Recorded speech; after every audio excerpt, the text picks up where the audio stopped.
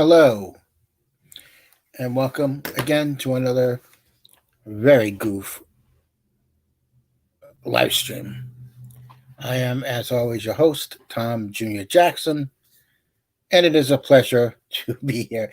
I feel like I'm copying John Campia right now. I'm sorry, folks. Um, all we needed for me is just to introduce myself, going, and here I am. But welcome, welcome. I'm trying this out on StreamYards and seeing how this goes. So, uh, yeah, it's good to see you, Thomas. Um, yeah, so today is March 25th.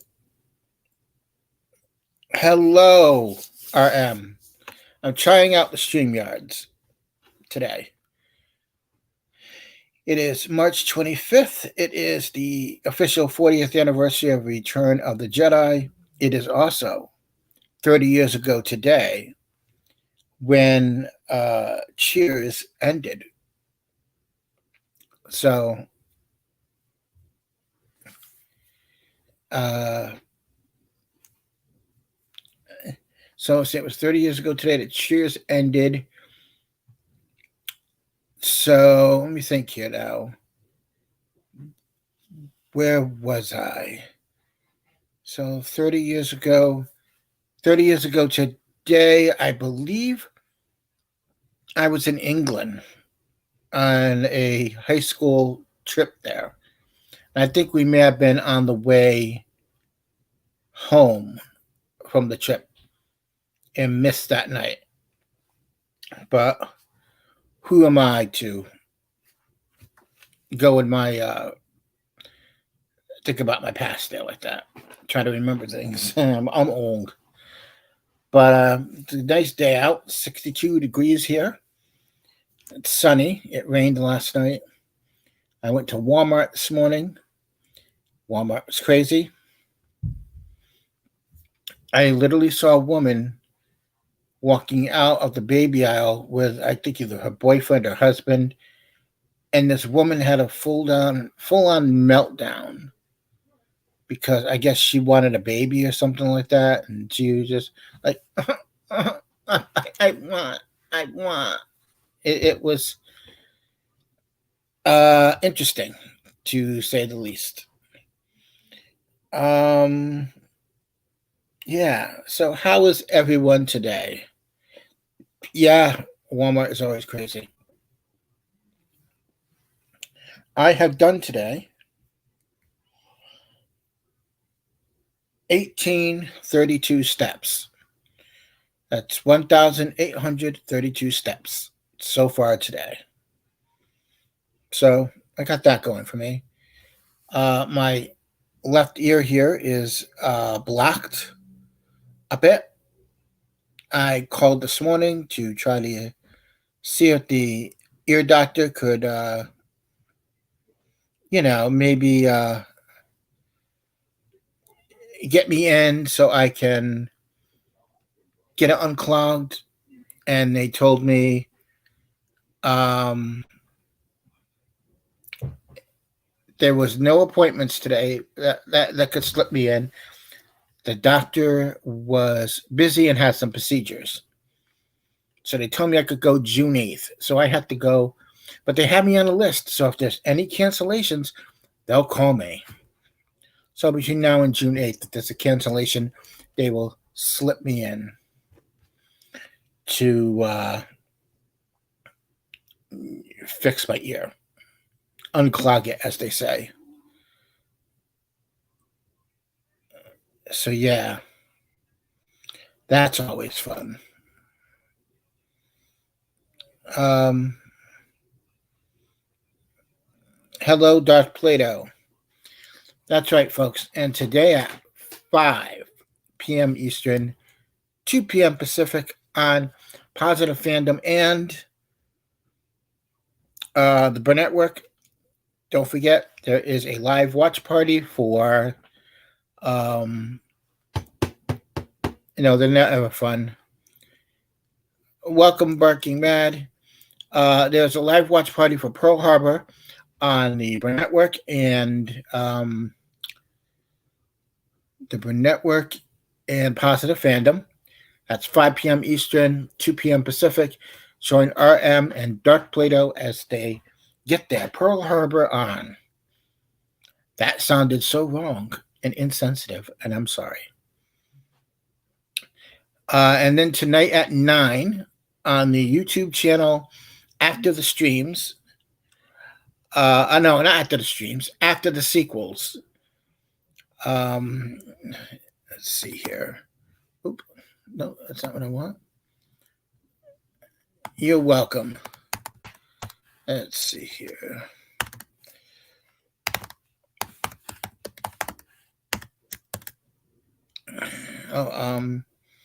Let's see here. Just a moment, folks. Tonight at 9 p.m. Eastern, 6 p.m. Pacific. 9 p.m. Eastern, 6 p.m. Pacific on the YouTube channel after the sequels.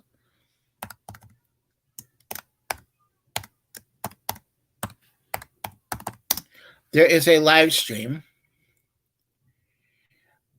Thank you very much. And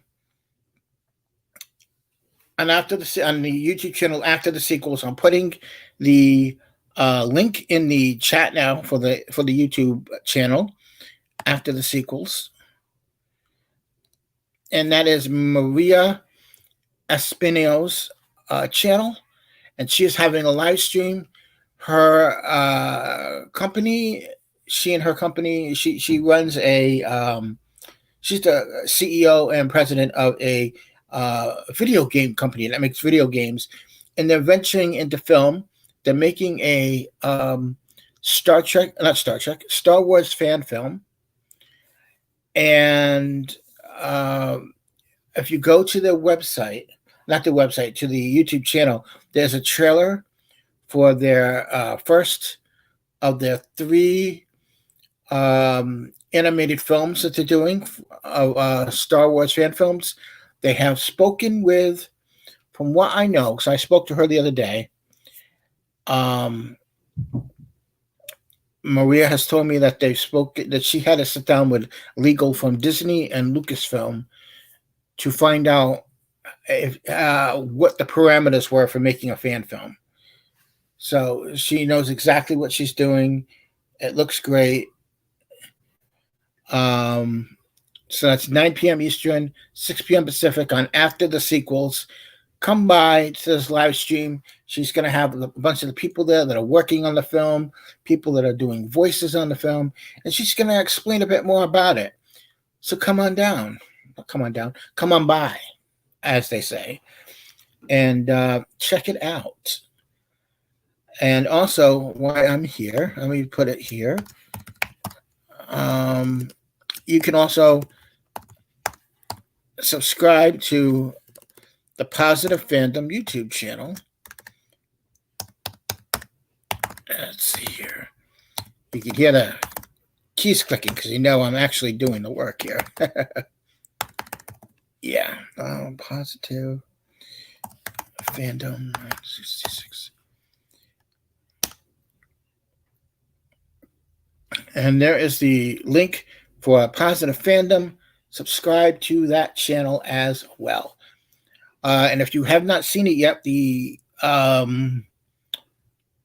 trailer for Barbie, the Barbie movie has come out, and it looks very interesting. It looks very meta, very in the toy world, very in the real world, as they would say. Where Barbie lives, it's called Barbie Land. It looks very, very interesting, but Ryan Gosling looks hilarious in it. Let's see here. What else have we got? And yesterday was the big PlayStation stream where they announced all these different games that are coming out. And there is a Spider-Man 2 game coming out with Miles Morales. as the Spider-Man as well. And I'm sorry if there's any lag in this. I have the world's worst internet provider, Frontier. And if you're working for Frontier, please do better. Um, I mean it, do better. So, and you're welcome, Thomas. Let's see, what else do I have for news? If I could get into it. Let's see here. I hope you're all having a great day wherever you are, and you are, at least enjoying yourself. The movies that come out this weekend are About My Father with Robert De Niro and Sebastian Mancuso, The Machine with Mark Hamill and Burt Kreischer. No, I have not watched the final episode of The Flash yet. I have to do that though. The Machine looks really funny. It's with Burt Kreischer, which, by the way, if you have not heard of Burt Kreischer, go to Netflix if you have it. I think 3 of his stand-up specials are on there.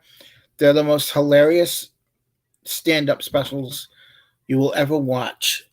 And he's a hilarious guy. Very, very funny. Let's see here.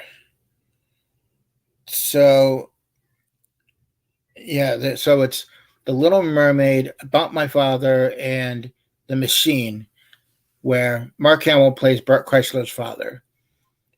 Did you get to see? Oh, you did. You got to see Superman and Lois and The Flash. Now, an article I wanted to bring up here that I found yesterday, and it interested me. This comes from Variety, and it's written by Mark Malkin. And the title of it, hey, Maria, I actually just put the link to your YouTube page in the chat, and I promoted tonight's live stream.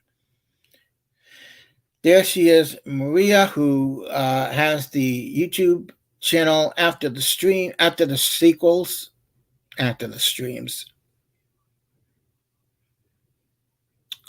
After the sequels, and they're doing the live stream tonight. I wanted to bring this up because I found this interesting. This article. Rings of Power star Ismael Cruz Cordova says Amazon hired an on-set therapist to deal with the racist backlash. This is how bad it got for them on set while filming. I don't know if it was the first season or the second season, but while they were shooting the series, I guess during an appearance on a podcast called Just for Variety, the actor told Variety that an on-set therapist was on hand to offer help after the show received racist backlash against its inclusive and diverse casting. You need to support when this happens because the voices are so loud and they're coming at you from many places, says Cordova. And he's still shooting.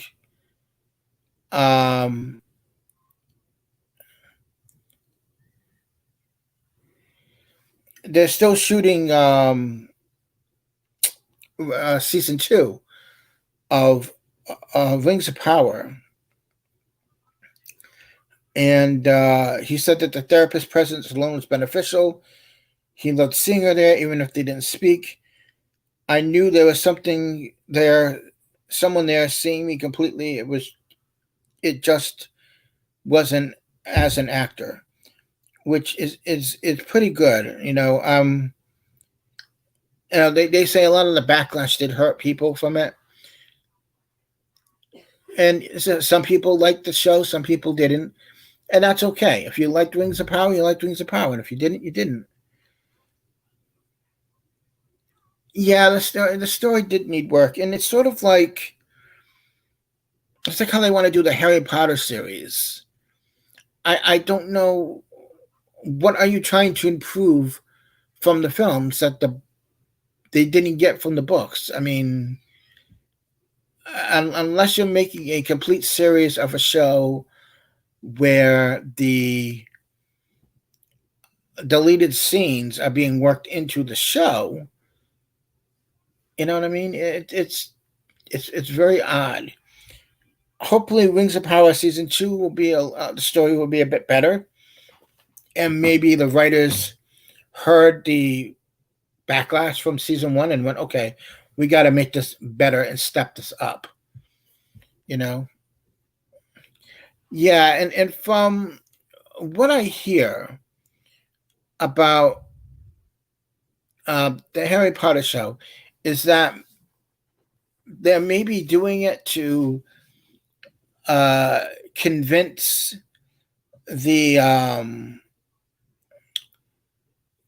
the original cast to come back and do a new movie. So replacing them with a new cast, redoing all the movies. Each season will be one book. Okay, so it's going to be a 10-year thing. Okay, so what you're saying is you're going to bet on 10 years of shows, 10 seasons of shows that might not even work. You know, it's very, very odd that they would do that, but it does seem like a cash grab. Um,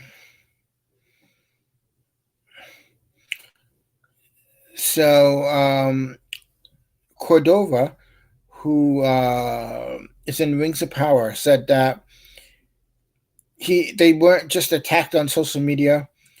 He actually plays the character of Arondir, the first person of color to play an elf on screen in the Lord of the Rings universe. He said it hurt. He said also that no, that's not what I want. I just hit something and I. He said like his phone got hacked, his uh, bank account was almost hacked. Yeah, and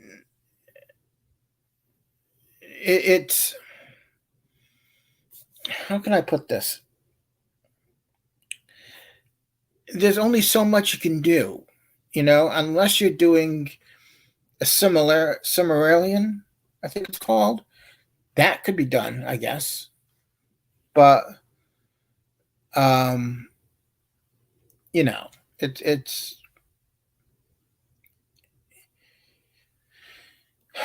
I guess it's hard to come up with a story, and I'm sure it's very hard for them to sit in that writers' room and go, okay, let's do this, this, and this, and try to make it different and unique. Uh, Maria, let me give you some advice about, and I think I may have given you this advice already when we talked the other day.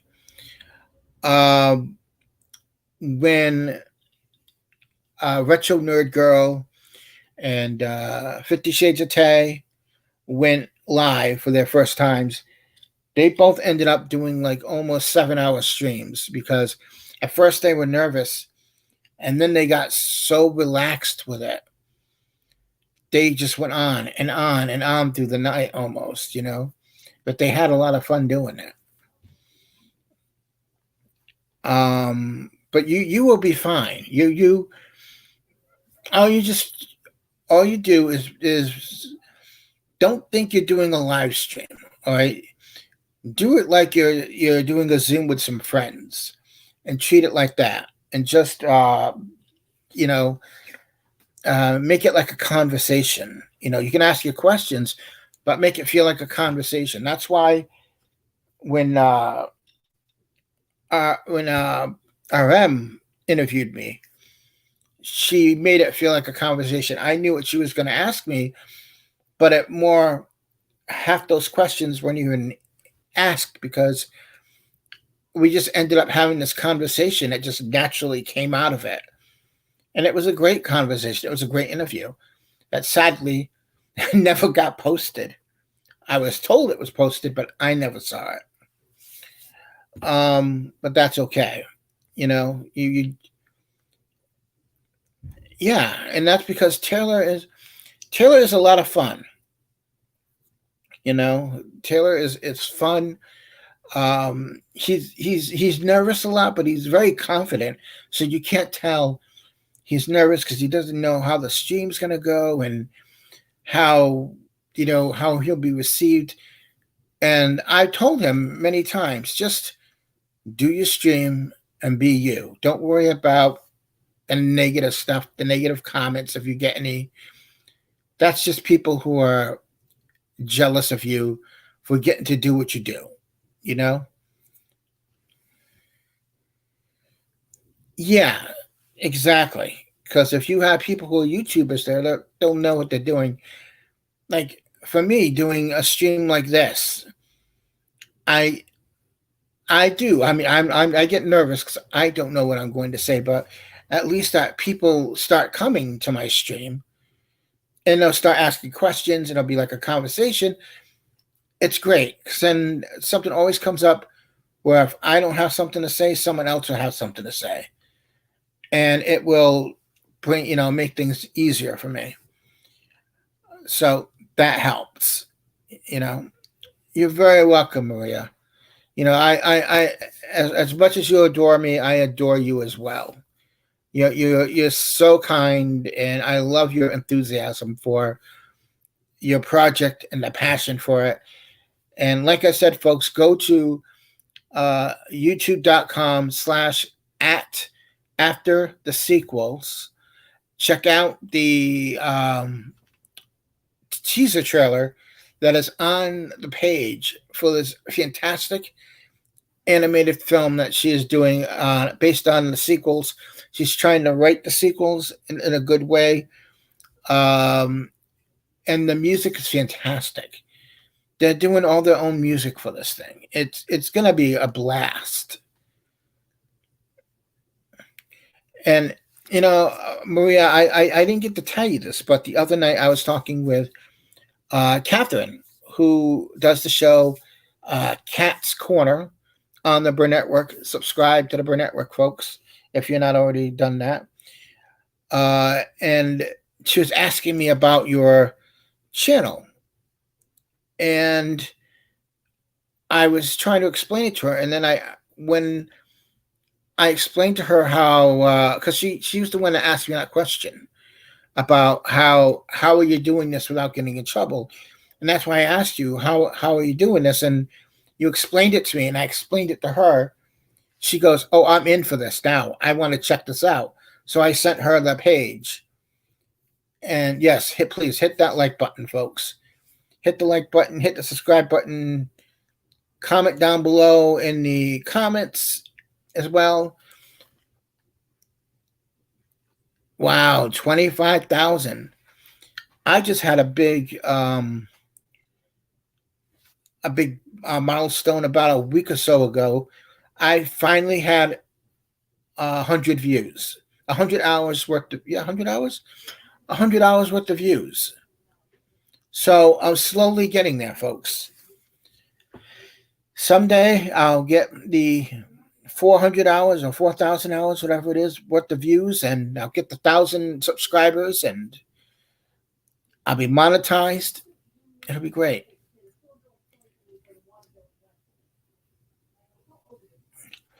Yeah. Oh, Thomas, you're in for a real big treat tonight with Maria's stream.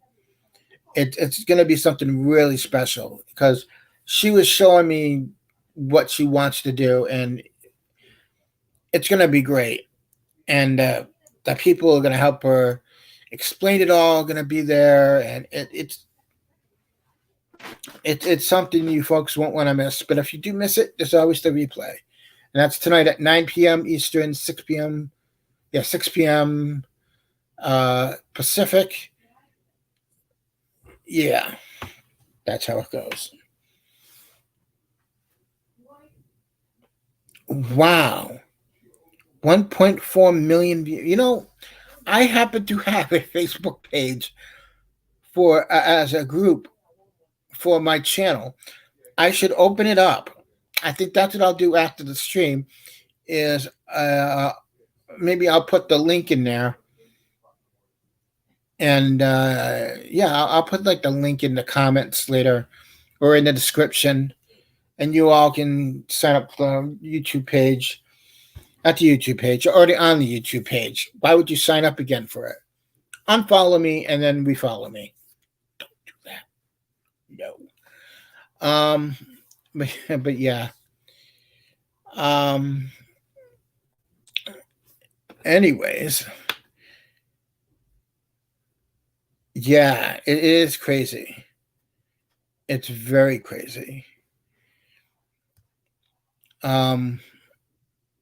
But yeah, I went out today. So far today, as I said, I've done 1,832 steps. So that's pretty good for today. At least I'm starting to work on trying to lose this belly weight and, get a little bit slimmer. So, I feel better and look good. I had a haircut this week. It did not help that the lady that was doing my haircut was a low talker. So it was very much, all I could hear was, Tom. I go, yep, go come on over. Oh, hi, how you doing? A grandchild. Oh, that's great. I couldn't hear her. I could hear everybody else around me. It was almost like she was trying to have a private conversation in a very loud place. Yeah. Slimmer, healthier. And that way, yeah, I want to get slimmer, healthier. And that way, the ladies will like me. And today's shirt is my Doctor Strange and the Multiverse of Madness Funko Pop shirt. And this shirt is like a blacklight shirt, I believe.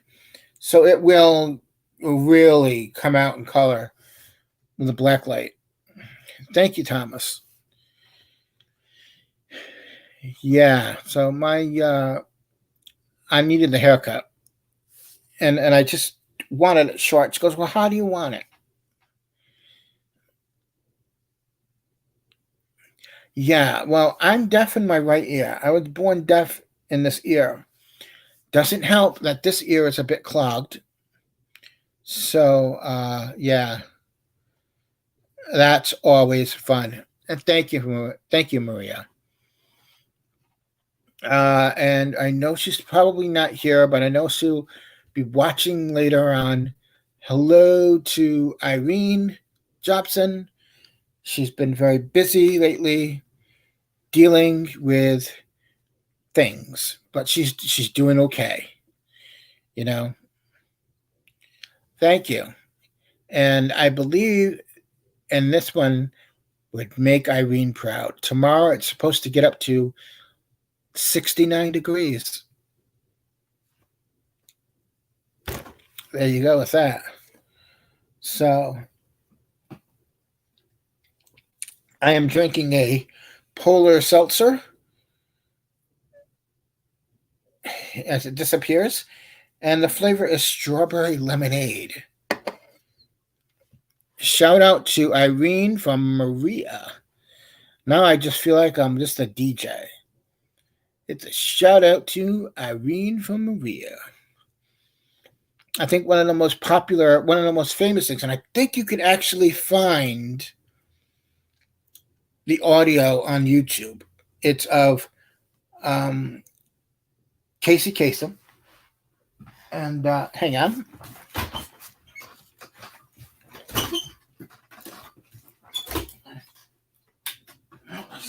Is that what I wanted? Nope. Oh.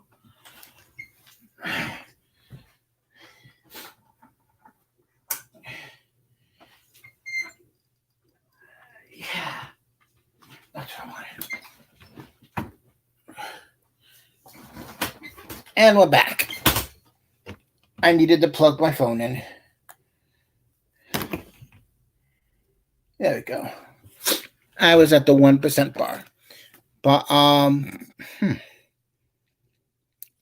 yeah, so on YouTube, if you find it, if you can find it, there's this audio of Casey Kasem, who used to do the top 40 Sunday countdown.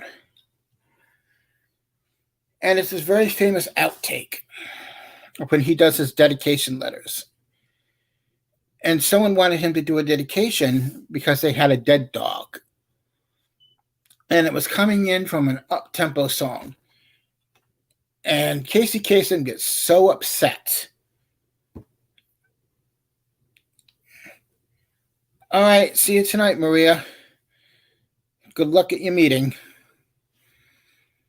So Casey Kasem gets upset. And the words fucking pounderous come out of his mouth. And it's the most hilarious thing you will ever hear. I'll have to find if I could find that link, that video, I'll put it down in the comments later. But yeah. And here I am making Maria late for her meeting. And she's just having too much of a good time today. Like we all are. You know, we're 31 minutes into this. You think you do for channel help feeling the 12 hours of programming he's trying to have on his channel? Well, I'm trying to, if I can build up my channel first, then maybe I'll do something for his channel. I do know that, and he has said it on his channel, he's going to let me interview him. When that is beyond me. Robert, if you're watching, call me. You have my number. Message me. We're friends on Facebook, Rob. Message me. We're friends on Twitter. DM me. Folks, follow Burnett RM on Twitter. Why aren't you on Tom's show yet? When are you going to let Tom interview you? Send in super chats to his shows. Barrage him with questions like that. I think it would be hilarious. But I do know that at some point I'm going to look into maybe doing stream elements so I could get tips. Because someone asked me if I would be doing something like that. So I'm going to look into that. So yeah. Yeah. Yeah. So it'll be fun to do something like that. Let's see. What else have we got here for? Okay. I feel like I'm old. This is actually better lighting now because I've had to turn on the other light back there. Let's see. So I try to during the week, maybe during the weekends. Yeah, I know he's on Hot Toys. Yeah, he should be here. I'm competing against Rob. I'm competing against the John Campier radio show. Yeah,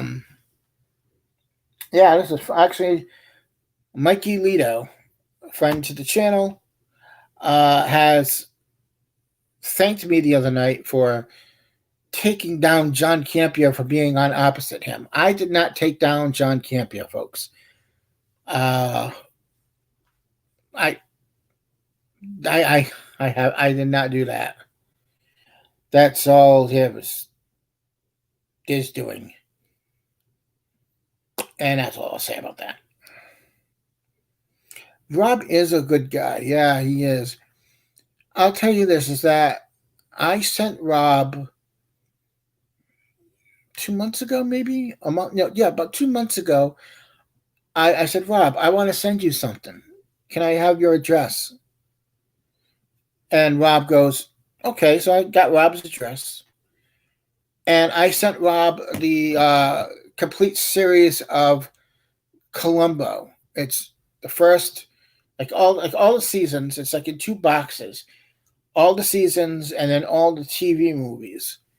Wouldn't you know it? About 2 3 weeks after he gets that, they announce Kino Lorber is going to release the Columbo series on Blu-ray.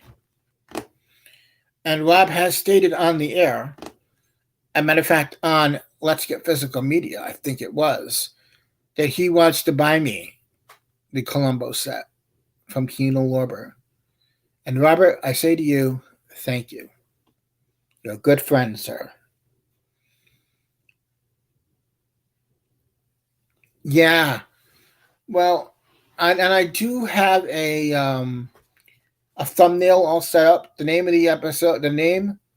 Yeah, it is a hell of a coincidence. I didn't know it was going to happen, and neither did he. Um, yeah, but I do have a thumbnail all set for when it does happen. Uh, it'll be under the playlist, the chat show interviews, and the name of the episode is called the Robert Mara Burnett Experience. And the picture I have for Rob is one of him at his from a screenshot from his show, but I've done it up really nice, and it's him going like this, pointing his finger like this, and in the background it's like outer space, and there's the Enterprise flying towards him. Columbo is a great show because most people would think this guy's an idiot. Why does he keep snooping around? It's all over. It's done. You don't need to do anymore. I think Columbo knew. He always knows exactly what's going on, but he pretends to, well, what about this and what about that? And that's why he brings up those relatives to throw the people off the set that he knows what's going on. You know, he's Peter Falk was a genius. But he said that Columbo was never stupid. And then they asked him what Mrs. Columbo looked like. He goes, I think she looks like my wife. So he really loved doing Columbo. He did that till about 2003, I want to say. Yeah, about 20 years ago was the final Columbo movie. Yeah, well, I've never been to New Zealand. That's one place I would love to go. I watch a show. I watch a YouTube channel from New Zealand. It's called AB Camping, um, and it's this guy and his dog, and they would go camping out in the wilderness, and they go out to these beautiful places, and it's so beautiful there in New Zealand. You know, I like Perry Mason as well, though. I like the original show. The new show is okay. It's in a different point of view, but the original shows, they're based on books. I have maybe 4 or 5 audiobooks, and these stories are like extended versions of the show. Um, the show itself, the original show, was made for the 50s. The original books took place in the 30s and 40s. So, and the new show, I believe, takes place in like the 30s or maybe the 40s. The 40s, it's right after the crash and everything like that. But it's a great show. I really love the new Columbo. Not the new Columbo, the new Perry Mason. Because the funny story about that show is the guy that plays Perry Mason right now, Matthew Rhys, RYHS or something like that.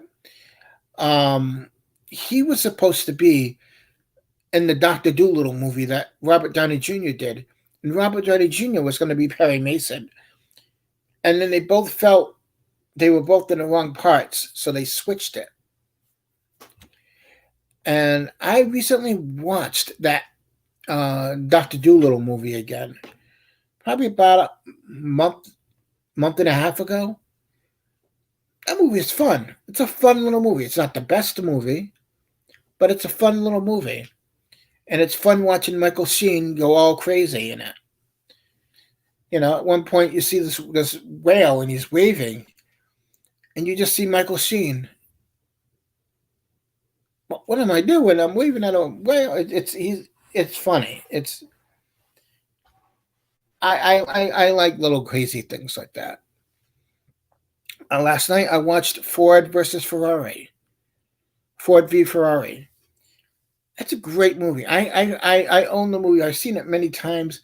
I just thought I'd throw it on because I was doing up my meds for my kidneys and all that stuff, and so I'm doing my meds. I had the movie on, and I'm like, okay, I'm gonna go to bed. I'll just watch 5 more minutes of this movie. I watched the entire movie, all 2 hours and 33 minutes of it. That is a great movie. James Mangold knows what he's doing. Um, yeah, Perry. Well, the man who wrote the Perry Mason books was originally a lawyer. So he was a lawyer, and then I think he became a judge. And I own. What do I own? I own the TV movies that they made from 93 or something like that, or 95. Yeah, 93 to I think sometime like till 99 or something like that. It's like maybe 3 or 4 years of it. There's like a lot of films that they did TV movies of Perry Mason with um, Raymond Burr. Which, by the way, Raymond Burr also not only he was an actor, he was a he was a gay man. And no one knew that about him. He had a partner. They opened up a vineyard in I think in Hawaii or California, something like that. They made wine. Um, yeah, he was really he would just do things just to pay for his passion. Um, but he loved playing Perry Mason. He really did. He loved that character, and he Raymond Burr, when they were doing the original series of Perry Mason, suggested we should do a 2 hour show, and I said no, no, no. Cut to the 90s, and they started doing the TV movies. And the guy that did the TV movies for it was the same guy who created Diagnosis Murder and Murder She Wrote. Dean Hargrove, I believe is his name. So yeah, Raymond Burr, who was in the original Godzilla. He was in Rear Window as well. He's a fantastic actor. And I think somewhere on YouTube there's a interview of him on David Letterman, and Letterman is interviewing him about the new Perry Mason movie. And the only reason that Raymond Burr would do those movies is if the woman who played his assistant, the woman who played Della Street, came back. And the woman who plays Della Street, her son is William Catt. Um, yeah, who was the greatest American hero? Now, I during the week, as I said, I was trying to say before, I try to find stories to do for the show, and one of the articles I found was this one from Screen Rant, and it's written by Michelle Boyer, and it's casting Frankenstein, Wolfman, and three other monsters for a Dark Universe reboot. And thinking about that, I I would like to see something like that. I like the original Invisible Man with yes, he was. That's right. Believe it or not, I'm walking on air. Um I like the original Invisible Man with Claude Rains because it's about a man who becomes invisible. You don't see it happen, but you hear about it, but you quite see him go mad from it and go crazy from it.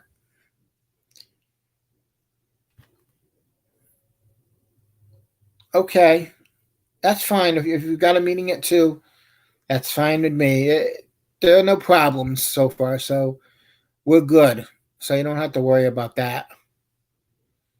But don't forget, folks, today at 5 p.m. Eastern, 2 p.m. Pacific, uh, the live watch party on both the Burn Network and Positive Fandom, which I have tweeted out the links for.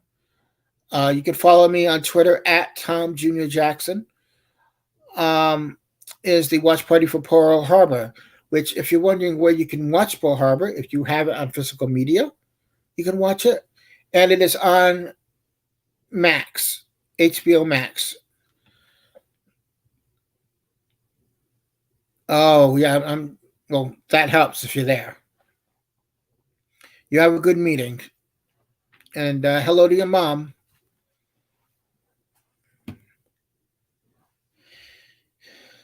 Uh, so I like the original Invisible Man.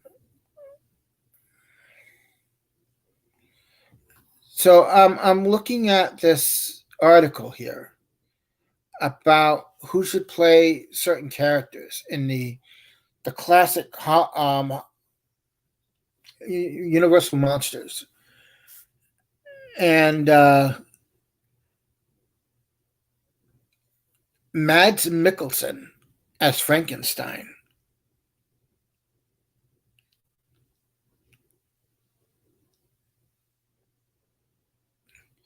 But it would be Frankenstein's monster because the monster is not called Frankenstein, but people, because the story is called Frankenstein, they assume the monster is called Frankenstein. Which, by the way, I have that Universal box set. Um, you know, William Cat was great in a little movie back in the 80s called House. That's a fantastic film. If you have not seen that, about a writer who's come back from Vietnam and is still having flashbacks of it, and his aunt has uh, died, and he gets her house, but then it turns out the house is haunted. And what I love about House is that George Wendt from Norm from Cheers shows up, and then in House Two, the second story, the guy who plays Cliff shows up. I love House Two, but House One is one of my favorites. I remember being a kid wanting to see that.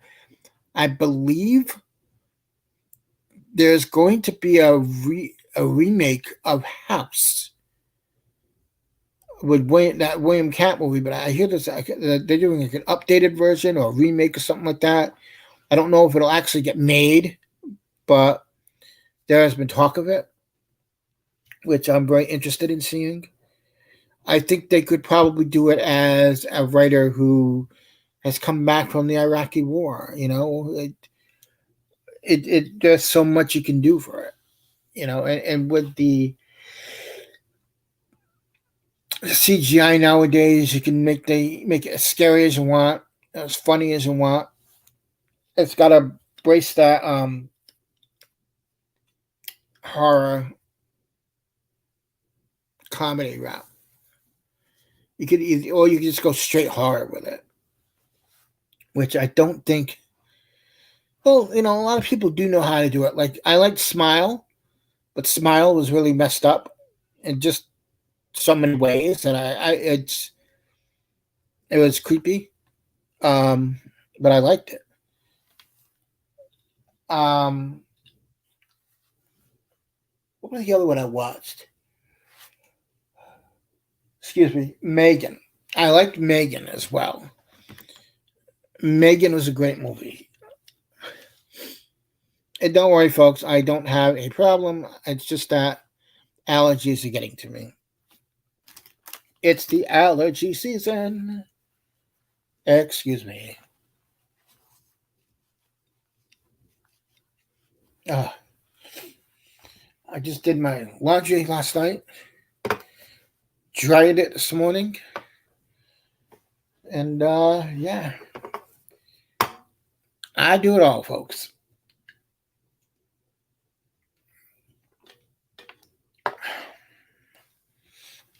Waiting for my niece to come home. Yeah, it does depend on a director. It's so, but then again, the remake of House is the same as them talking about wanting to redo the Monster Squad. So it depends on the director if it gets made, if the um, script is even good. So yeah, and speaking of directors, I believe now we got to worry about it's they're talking more about an actor strike and maybe even a director strike, and who knows what that'll do to everything. You know, we shall see. Um, excuse me. Marvel just put out a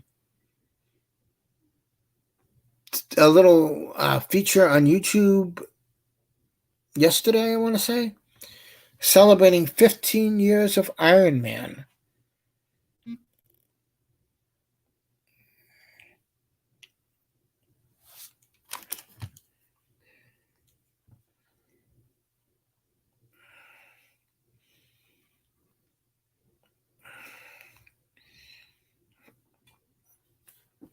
Yeah, so and they talk about casting Robert Downey Jr. and how it was then and it is now. And it's a really interesting thing. I think it's like some 20-25 minutes long, something like that. I think it's Iron Man 15 years later, I think it's called, or something like that. So it really does look good. I mean, it does look good. It is good. um, Made me think about rewatching Iron Man. Oh, excuse me, as well. Again, yeah, it's been that long, 15 years, and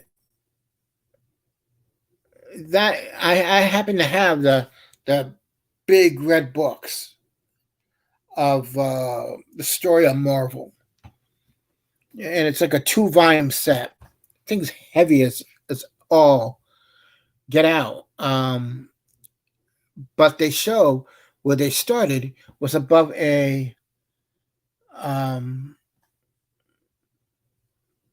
above a car shop. Um,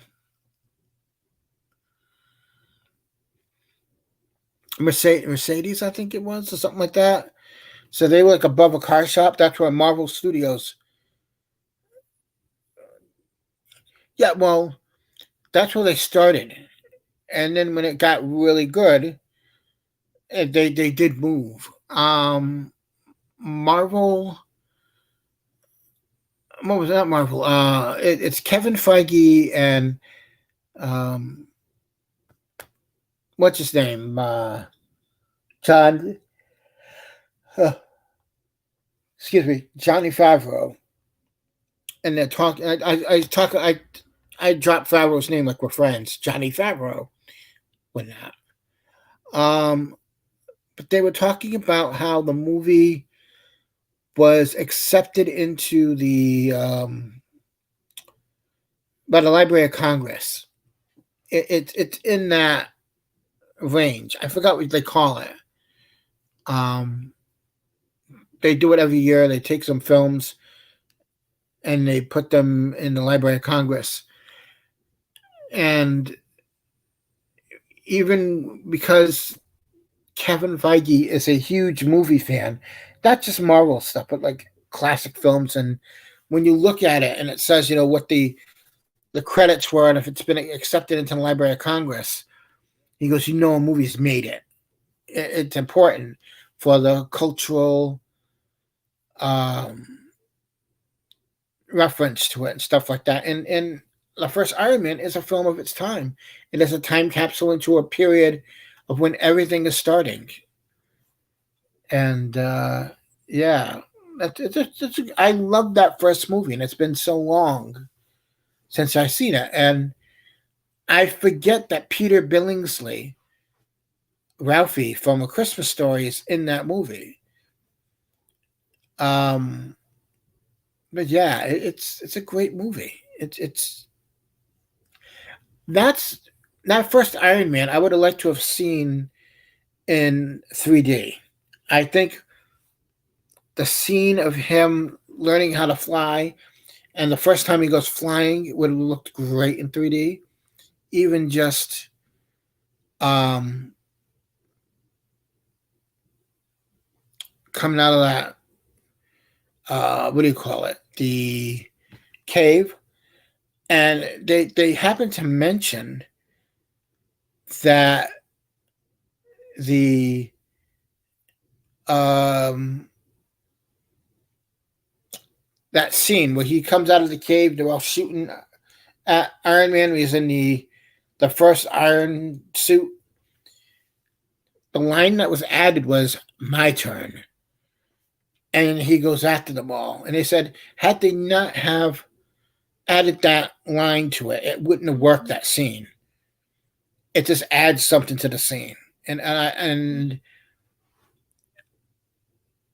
Robert Downey Jr. was up for at one point before Iron Man. He was up for Doctor Doom in one of the Fantastic Four movies. Yeah, so he was going to be Doctor Doom at one point. Um, they were casting, and he was up for either Doctor Doom or some army colonel or something like that in the movie. It was a little uh, bit part. And when John Favreau sat there and talked to Robert Downey Jr., he was like, "Oh, there's something here with him." And then they brought Kevin Feige in, and Kevin Feige thought the same thing, which then brought it to the screen test, which they then knew, okay, this is our Iron Man. And I really do think that playing Iron Man has made Robert Downey Jr. a better person, because before that movie came out, he was in such a terrible place where he had his problems. Yeah, and I really do still think Doom is a hard role to cast. Just like it is very hard to pick the right cast for a Fantastic Four movie. And you could say, "Oh, I see this person and this person and this person and this person." And they could be the wrong person, you know?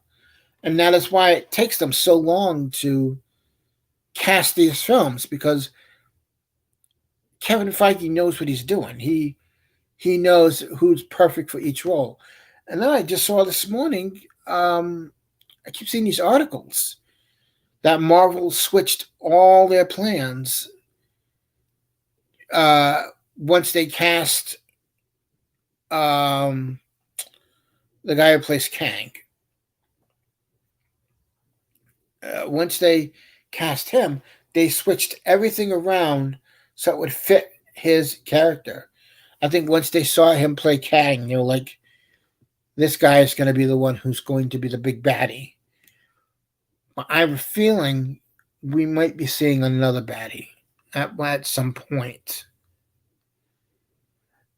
It it it will be interesting to see once it all plays out.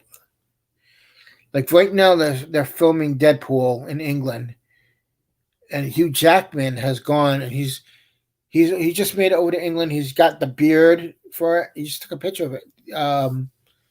Either yesterday or the day before, with the Wolverine beard and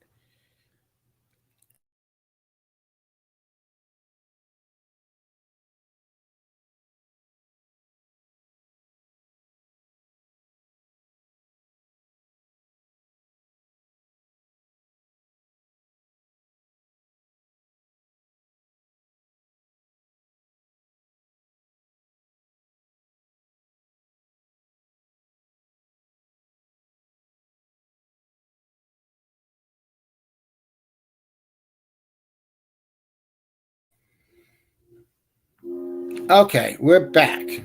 We're back. Are we back? Am I back? Can you see me?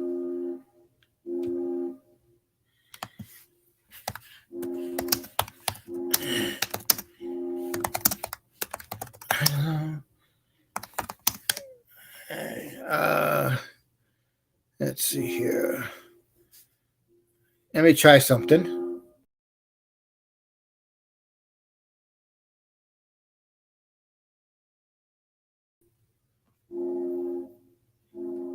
All right, we're back. Yes, it was the folks at Marvel. Folks, welcome Ray Garton. Yes, every Thursday at 1 p.m. Eastern, 10 a.m. Pacific. Yeah, it's at 10 a.m. Yeah, 10 a.m. Pacific. I do the stream on Thursdays, and then on Fridays I'll also do a Funko Friday stream at the same time, 1 p.m. Eastern, 1 p.m. Eastern, 10 a.m. Pacific, and yeah. And as a matter of fact, I can always let you know. I meant to put up the link this morning for the stream. Oh yes, that's the fire alarm. Right next door is the fire station.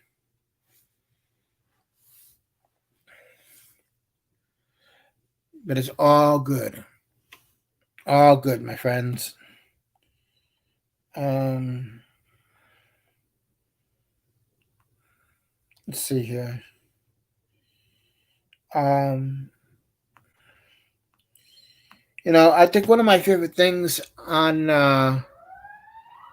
all right, thanks for coming though, Ray. It's great to see you.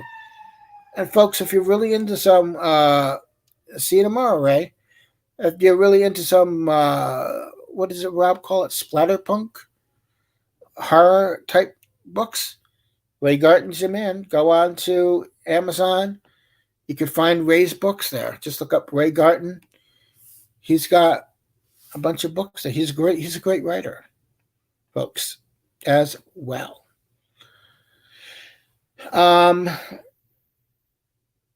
The other one of my favorite tweets the other day was from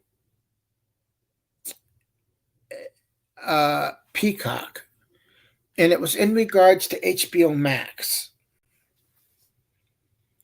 And Peacock said, well, maybe we should just change our name and take off the first half of our name. So they were literally thinking about calling themselves Peacock, but without the P. And then they said, well, you'd never catch us doing something like that.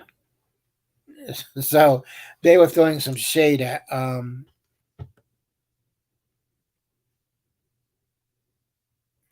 Oh, you're in Japan. Yes, I'm on the East Coast. It is 2:11 in the afternoon.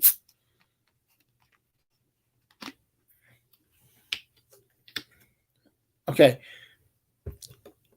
Okay.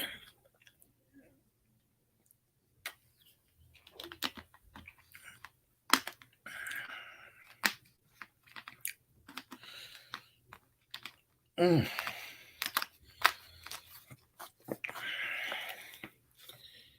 there we go. And as always, I just want to bring up us. Oh, it's three. Oh, that's cool. And as always, I wanted to bring up our sponsor for today's show, Air. If I need to breathe air, so do you. Air. It's what life's all about.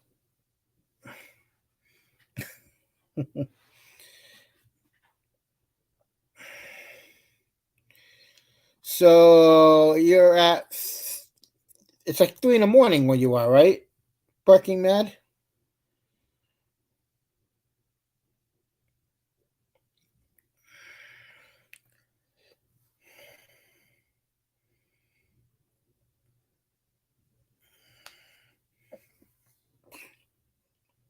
Okay.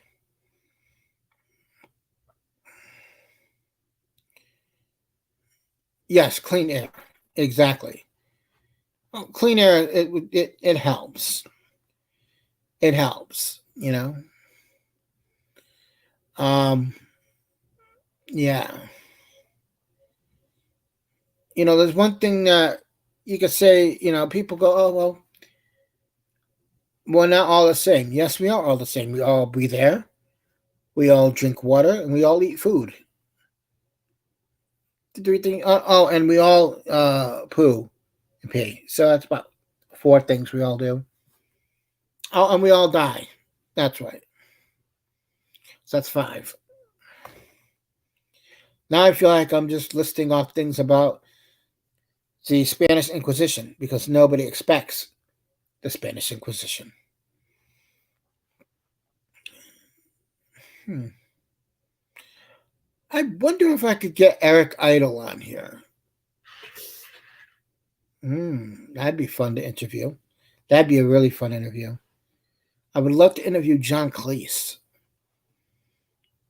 And I would love to find out more about this Faulty Towers he's redoing. This Faulty Towers sequel. Python's awesome. You know, Python's great. I mean, they're all brilliant guys. They're. Um, I think George Harrison once called the Monty Python. Yeah, the Jews. No, no, the Jews didn't. They told the Romans to go home.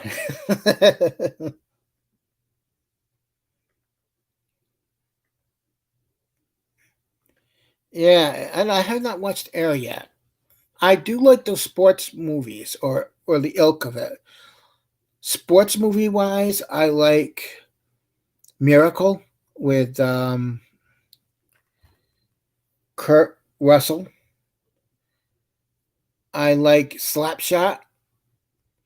I'm a huge fan of the original Bad News Bears.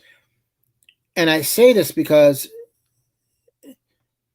the original Bad News Bears with Walter Matthau had the stuff in that movie you couldn't do today, especially the way some of those kids talk in that movie. Yes, Faulty Towers is coming back. Um, John Cleese and his daughter are writing it. It won't be on the BBC because John wants nothing to do with the BBC. Um, the story goes is that Basil has had an affair with a guest that once stayed at the hotel, and it produced an illegitimate daughter who will be played by his real daughter. And John Cleese says in the first episode, Sybil dies. And they can't have Sybil back because the woman that plays her, Prunella Scales, has dementia. So it would be pretty hard for her to remember her lines. So it's going to be where uh, Sybil dies and Basil moves to the Caribbean and runs a Caribbean hotel with his daughter. Angels in the Outfield. Again, that's a great movie right there with the original movie, but also the one with Tony Danza and Christopher Lloyd. The Mighty Ducks, Major League. Slapshot's a great movie. Slapshot is a great hockey movie with the Hanson brothers and Paul Newman. It's one of my favorites. And yeah. And I think I think Stephen Baldwin is in the third one. They're like 3 Slapshot movies.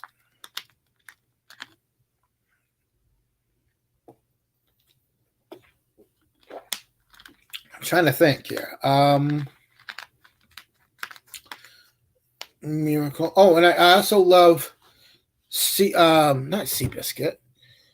War Horse. I like. That's not a sports movie though. Not Seabiscuit. The other one with the horse. Happy Gilmore. Caddyshack. And Predator 2. Yeah, Predator 2 is a great movie. I like Predator 2 as well. But I love Predator 1 with Jesse Ventura. For a while there, I could do a good Jesse Ventura. I used to have his audiobook, and I would listen to it all the time. And I started having a Minnesotan accent. Black Star? No.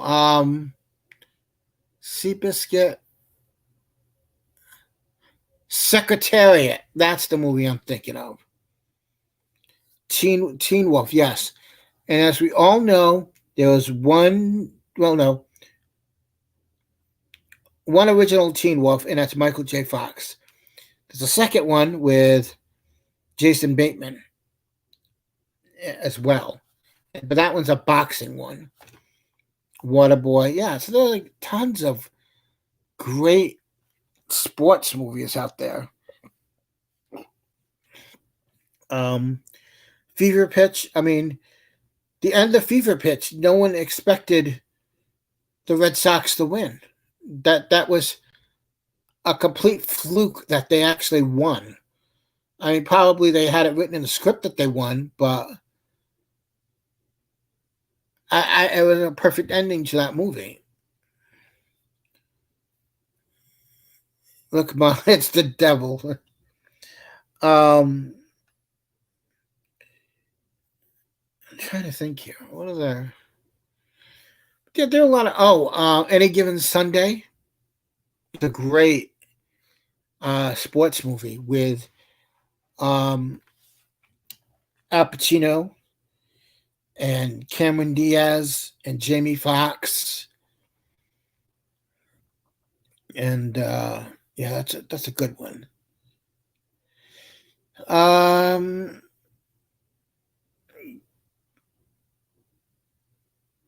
I guess Jerry Maguire would be one. Yes. Okay.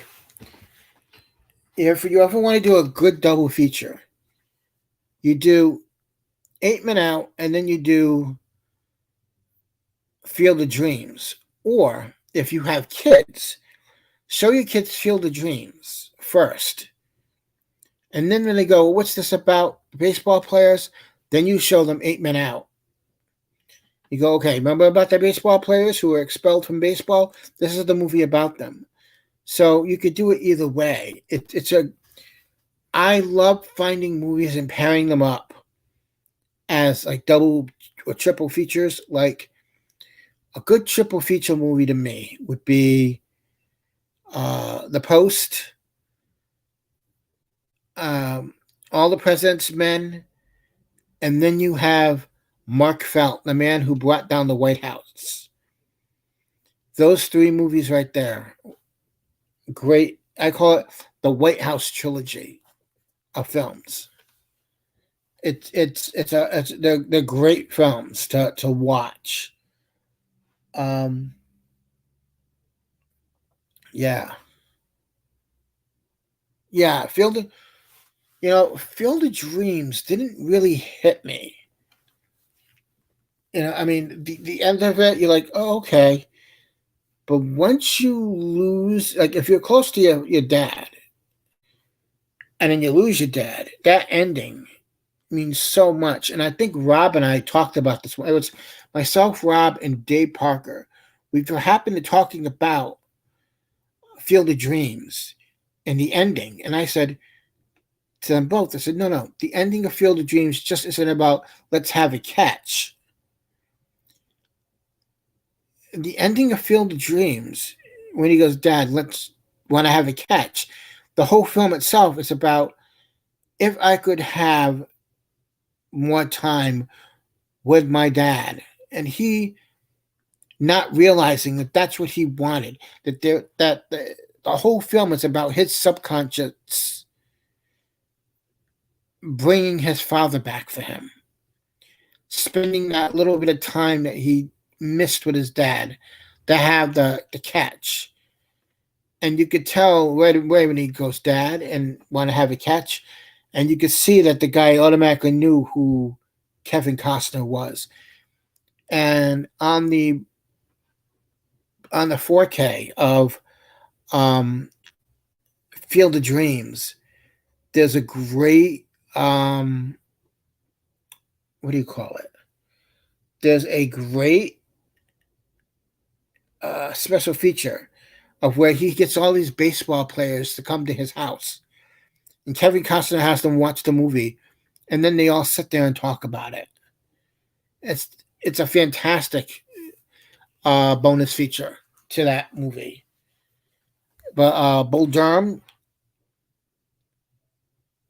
yeah, fishing golf. I would say the movie for me and my dad would be Caddyshack, but also um, Tin Cup because he and I went to go see that at the movies together, and I love Tin Cup with Cheech Marin, Rene Russo, and Kevin Costner,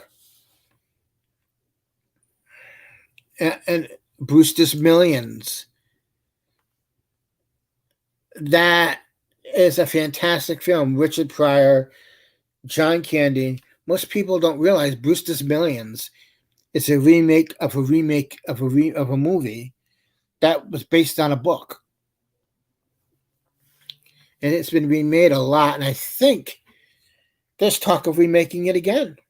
So it's just one of those films that's always remade, sort of like A Star Is Born has been done 2 or 3 times as well. And westerns, like Kevin Costner's great at westerns, from Yellowstone to Dances with Wolves to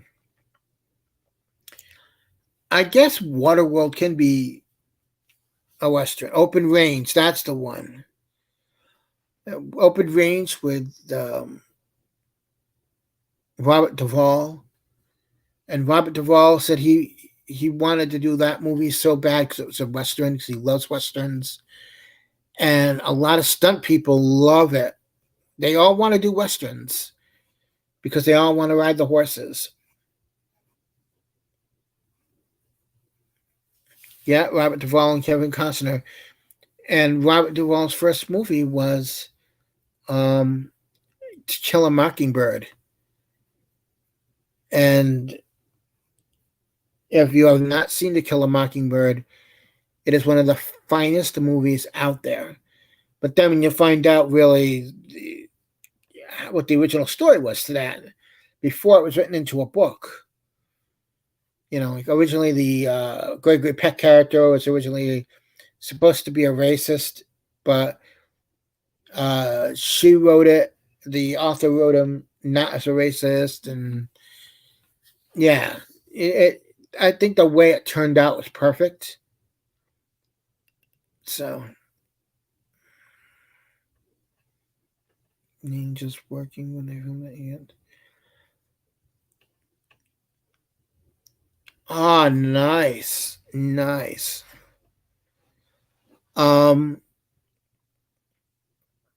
Yeah. As a matter of fact, out here, in the next town, in Mystic, Connecticut, they're filming some Christmas movies for the Hallmark Channel because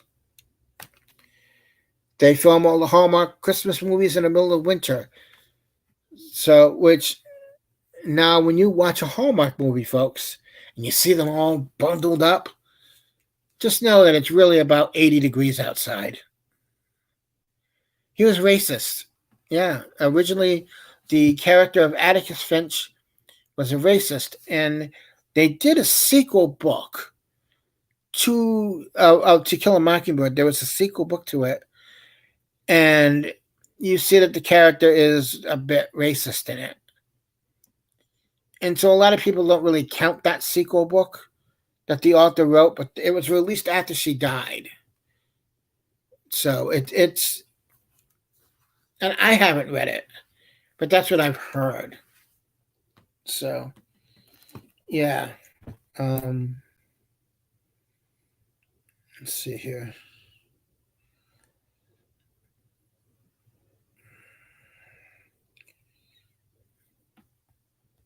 Okay. Yeah, I mean, there's so many great sports films out there. I like sports films. I like the old, like the other night. I was joking around with Rob. He says because he's bringing back Whining About Movies next month. He must be because he sent out a new graphic for it, and people were starting to request the movies. And I go, Fibber McGee and Molly. And the next thing I see on YouTube, there's a Fibber McGee and Molly movie. Yeah. Well, Rob's been mentioning it now for months. So it's more like, will it happen? Won't it happen? I don't know. But it should happen. It will be okay. It'll be great to see Elizabeth again, and Rob drinking the wine and talking about their favorite films and what they've watched. And by the way, there are still 4 puppies left. 4 of the F1 Irish Doodle puppies.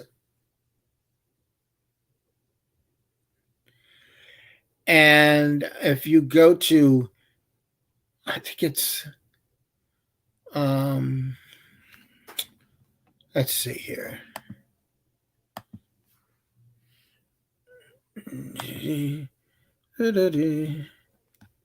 Okay. So if you go to Gilbert _and _Tallulah,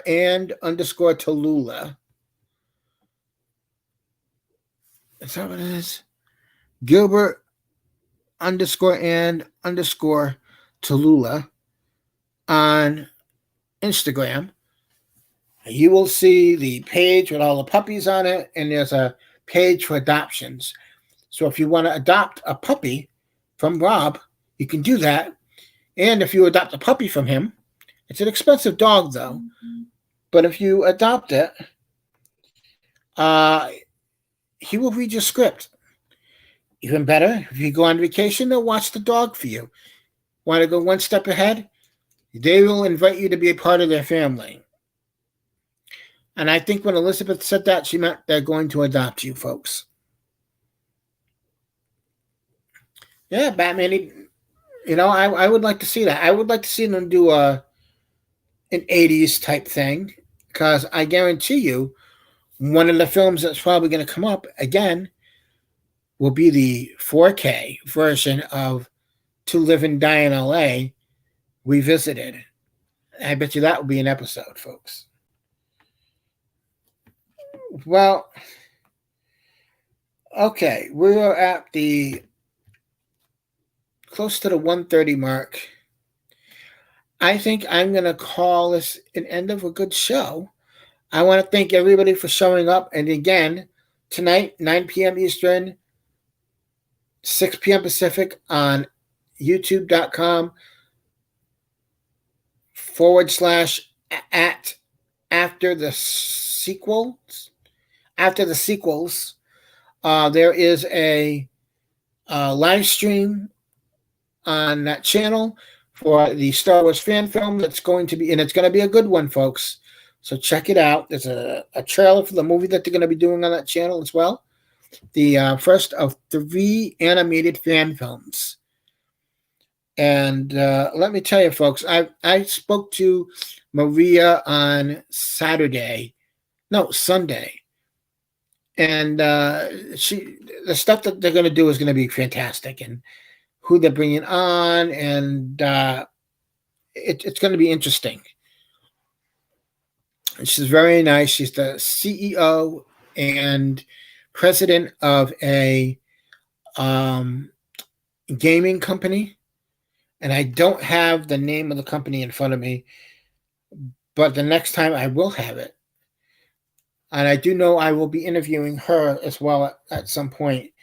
But as I said before, tonight, 9 p.m. Eastern, 6 p.m. Pacific, on the After the Streams YouTube channel. After the Streams. After the Sequel YouTube channel. After the Sequels. There's an S at the end of that. After the Sequels. That's where the live stream is. And at 5 p.m. Eastern, 2 p.m. Pacific, is the live watch party on the Burnett Network and Positive Fandom for Pearl Harbor. So get your Pearl Harbor on then too as well. And folks, please remember, as always, we are all good people. I want to thank Force Unleashed, Thomas Batholdi, Barking Man, Maria, RM, and you who are watching the replay, if you are. Thank you for watching. Thank you for subscribing to the channel. Please be sure to like, comment, subscribe, share the channel. Any videos, all the shows are in playlists. So if you want to do playlists, you can do playlists as well. So until next time, folks, please remember we are all goof people. And wherever you are, please be kind and have a better day. Thank you for watching. It'll be a roast. Oh boy, this will be fun. Thanks for watching, folks. Have a good one. We'll see you next time.